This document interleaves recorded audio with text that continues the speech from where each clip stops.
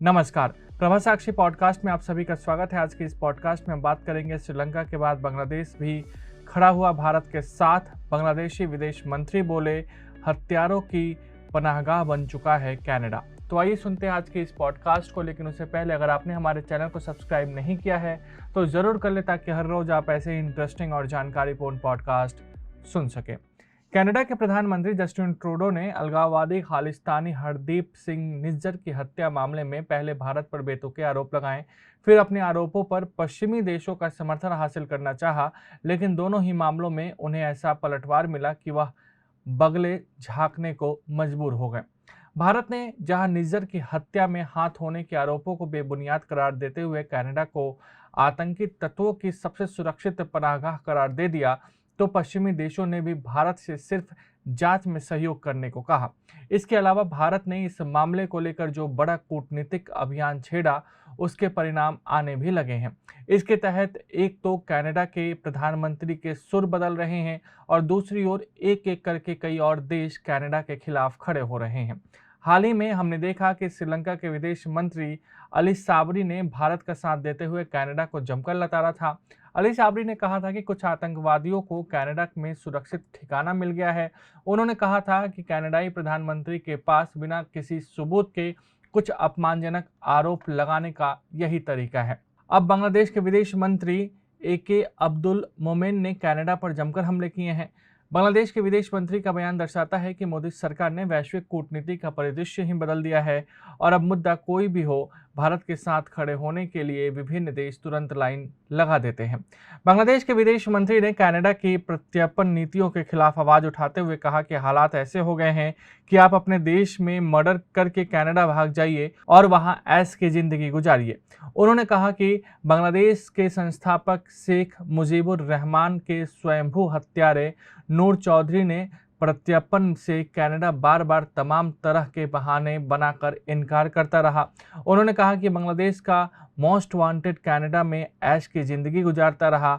हम आपको बता दें कि एक विशेष साक्षात्कार में बांग्लादेश के विदेश मंत्री ने दावा किया कि कनाडा हत्यारों की पनाहगाह बन चुका है। हत्यारे कनाडा जा सकते हैं, शरण ले सकते हैं और शानदार जीवन जी सकते हैं। उन्होंने कहा कि हत्यारों ने जिन्हें मार डाला उनके रिश्तेदार पीड़ित होते हैं, लेकिन कनाडा दोषियों को बचाता रहता है। उन्होंने कहा कि कनाडा के पास तमाम तरह के बहाने हैं, जैसे वे कहता है कि हम उस देश के किसी का प्रत्यर्पण नहीं कर सकते जहां मृत्युदंड का प्रावधान है। उन्होंने कहा कि हमारी न्यायपालिका बहुत स्वतंत्र है और सरकार इसमें हस्तक्षेप नहीं कर सकती, लेकिन नूर चौधरी के पास आजीवन कारावास की सजा की गुंजाइश है।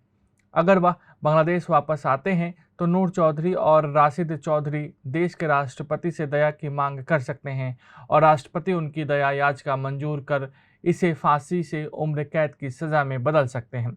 उन्होंने कहा कि कुछ लोग मानवाधिकार की अवधारणा का दुरुपयोग करते हैं।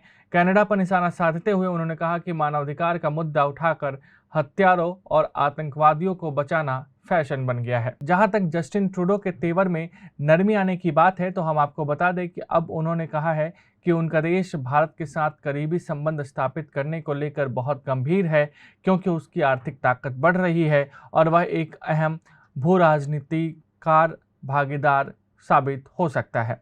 हालांकि उन्होंने यह भी कहा है कि वह चाहते हैं कि भारत खालिस्तानी अलगाववादी हरदीप सिंह निज्जर की हत्या के संबंध में पूरी सच्चाई सामने लाने के लिए कनाडा के साथ मिलकर काम करें।